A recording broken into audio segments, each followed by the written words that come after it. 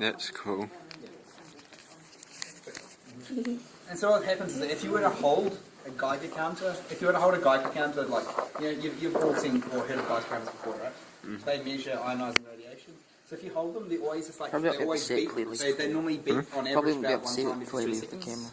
Okay? And so the reason that Geiger counters are normally always constantly beeping is because of what's traveling through this. Because this is the radiation which is basically everywhere on our planet. And so this is also constantly traveling through your body. It's constantly traveling through everywhere. I mean, it's going through the concrete. But yeah, it's quite active actually at the moment. Yeah, it's actually apparently there's quite a lot of solar activity. Yeah. From a lot of this has been caused by from the solar winds basically, which is basically radiation which is being ejected by the sun, which then filters down through our atmosphere and comes through here. You also notice that there are actually different types of things going through here. So every now and then you'll see really big like thick lines. And so they're being caused by different types of particles. Like sometimes you'll see like a really bright line which is really straight. And like it will go really quickly, and so that's normally caused by electrons. And also you notice that sometimes you'll see particles which will go like this, and you'll see them spin off. And you'll see them spin in opposite, like you'll see one that will spin this way and some that will spin that way. And so those are caused by charged particles. And so they're interacting with the Earth's magnetic field, and then they then spin in different directions. Yeah, I think there's a few long ones. And even more really, every now and then you'll see what's called a decay event. You'll see a single line which will suddenly split off into 2 lines, and they both spin off in different directions. Yeah. And that's caused by a neutron which is decayed into a proton and into a positron and electron. Yeah. See if you can you can find those. Yeah. Even sometimes really you'll see a collision occur when you'll see 2 particles hit one into one. That doesn't happen very often. Yeah.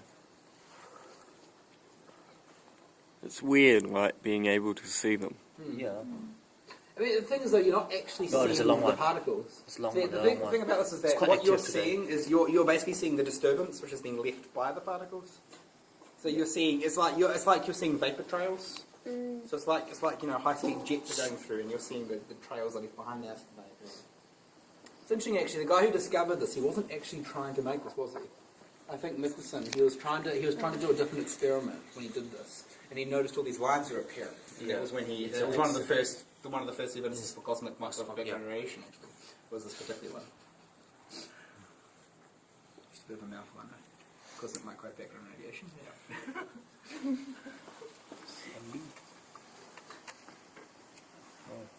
It's really cool. So there's actually a very simple experiment you can do to find the cosmic micro background radiation. And that's if you have a TV and you set it to a channel which is not going, you get a whole bunch of static. Yeah. And a lot of that is basically just caused by this sort of stuff. And actually a pair of New Zealanders were actually some of the people who discovered this because they had a radio telescope. And they were trying to get it to work, and they kept on getting all the static on it, and they couldn't figure out what it was.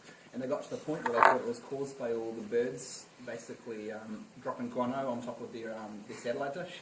But in the end, they actually realised that it was actually coming from outer space. Which is also one of the evidences they have for the Big Bang.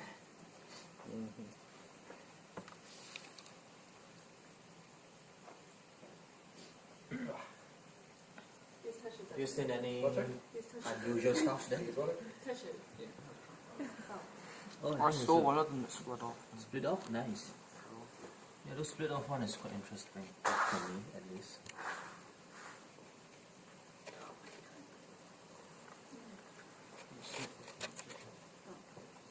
Have you seen anything unusual? Maybe you can discover a new particle. Something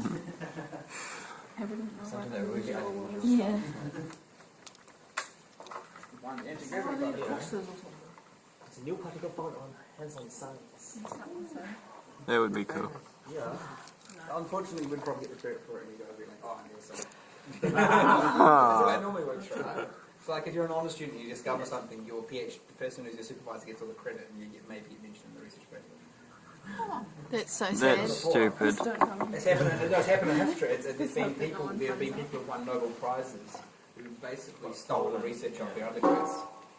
That's so sad. There are actually some quite high-profile. DNA's one of the ones. There's some quite high-profile cases where it was actually the guy didn't really do any work for it. And the supervisor. That's so sad. Took all the stuff off the students, published it, and got all recognition for it. What?